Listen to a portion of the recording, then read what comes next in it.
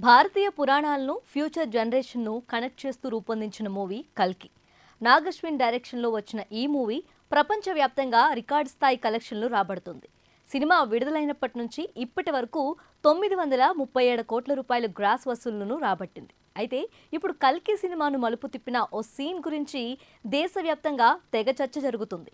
నిజానికి ఈ సీన్ సంగతి సినిమాలో రాకముందే జనాలకు బాగానే తెలిసినప్పటికీ ఇప్పుడిప్పుడే దాని గురించి నార్త్ జనాలు కూడా గూగుల్ చేస్తున్నారు. అదే కల్కిలోని అమితాబ్ తలదాచుకున్న గుడి.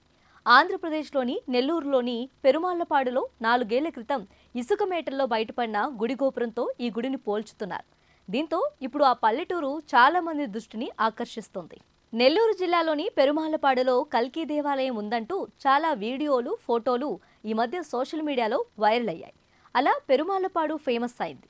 దాంతో చాలా మంది యూట్యూబర్లు, ప్రజలు ఈ ఆలయాన్ని చూసేందుకు పెరుమాళ్లపాడుకు క్యూ కడుతున్నారు. పెరుమాళ్లపాడులో గుడి ఉన్నది నిజమే.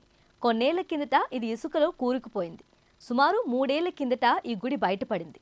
అసలు ఆ గుడి చరిత్ర ఏంటి? కల్కి సినిమాలో చూపించింది ఈ గుడినేనా?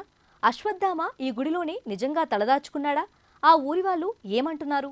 పెరుమాళ్లపాడు వద్ద పెన్నా నదీ తీరంలో ఒక పురాతన ఆలయం కొన్నేళ్ల కిందట బయటపడింది. ఇసుక ఎడారిలా ఉన్న ప్రాంతం మధ్యలో ఆలయ పైభాగం కనిపించింది. అది శివాలయమని, అక్కడ ఉన్నది నాగలింగేశ్వరుడని స్థానికులు చెబుతున్నారు.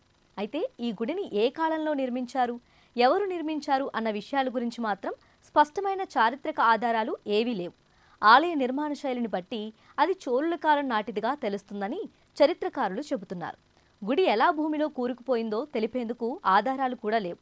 గతంలో భారీ వరదలు వచ్చినప్పుడు నెల్లూరు ప్రాంతంలో ఎన్నో గ్రామాలు తుడిచిపెట్టుకుపోయాయని, ఈ ఆలయం కూడా ఆ సమయంలో భూస్థాపితమై ఉండవచ్చని స్థానికులు భావిస్తున్నారు.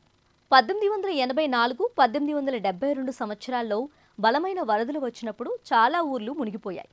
కలువాయి నుంచి నెల్లూరు వరకు ఊళ్లకు ఊళ్ళు కొట్టుకుపోయాయి. వరదలు, ఇసుక మేటలు వేయటం వల్ల గుడి కూడా పూడికిపోయిందని చరిత్రకారులు చెబుతున్న మాట. అప్పటి వరదల్లో పెరుమాళ్లపాడు కూడా మునిగిపోవడంతో ఆ గ్రామాన్ని అదే పేరుతో గ్రామస్తులు మరో చోట ఏర్పాటు చేసుకున్నారట. 60 ఏళ్ల కిందట గోపురం కనిపించేదని, అక్కడ ఆడుకునే వాళ్ళమని పెరుమాళ్లపాడులోని ప్రజలు కొందరు ఆ గుడికి సంబంధించిన పాత జ్ఞాపకాలను ఇప్పటికీ గుర్తు చేసుకుంటుంటారు. ఊరి పెద్దల ద్వారా ఆ గుడి కథలు విన్న కొందరు యువకులు కరోనా సమయంలో తవ్వకాలు చేపట్టారు. ఆ తవ్వకాల్లో ఆ గుడి గోపురం బయటపడింది. ఈ గుడి పెరుమాళ్లపాడుకు సుమారు 2 కిలోమీటర్ల దూరంలో ఉంటుంది. అక్కడే ఆలయం నిర్మిస్తే దొంగలు పడే అవకాశం ఉండడంతో ఇప్పుడు అదే గుడిని ఊరికి దగ్గరలో నిర్మించాలని గ్రామస్తులు, ఆ ఆలయ ట్రస్ట్ బోర్డు భావిస్తుంది.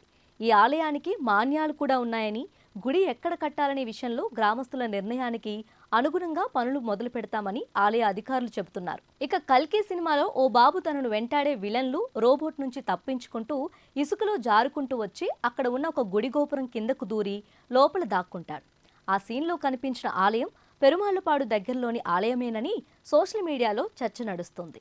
అయితే పెరుమాళ్లపాడు దగ్గరలోని దేవాలయం వద్ద షూటింగ్ జరిగిన మాట వాస్తవమేనని స్థానికులు చెబుతున్నారు. 2022లో ఇక్కడ కల్కి సినిమాను 2 రోజులు షూట్ చేశారని, సినిమాలో కనిపించడం వల్ల ఎక్కడెక్కడి నుంచో జనాలు ఈ గుడి చూడటానికి ఇక్కడికి వస్తున్నారని గ్రామస్తులు చెబుతున్నారు. అయితే నిజానికి గోపురం వరకు సినిమాలో చూపించింది ఆ ఆలయమే. కానీ లోపల ఆలయంలో కనిపించే ప్రదేశం మాత్రం నాగశ్విన్ కల్పనే అన్నది సినీ విశ్లేషకుల మాట.